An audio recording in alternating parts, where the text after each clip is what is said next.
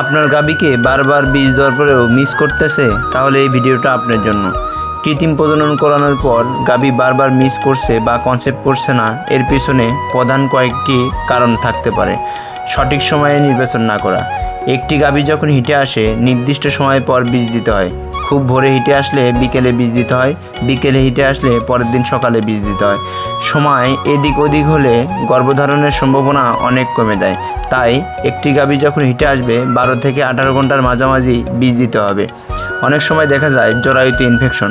গাভীর জরায়ুতে যে কোনো ধরনের ইনফেকশন বা সাদা পোজের মতো সাদা স্রাব বের হতে পারে, তাহলে বীজ দিলে মিস করবে। এই জন্য আপনাকে বীজ দেওয়ার আগে অবশ্যই জরায়ুটা পরিষ্কার এবং সুস্থ আছে কিনা তা নিশ্চিত করতে হবে। সঠিক তাপমাত্রায় সিমেন থয়িং না করা।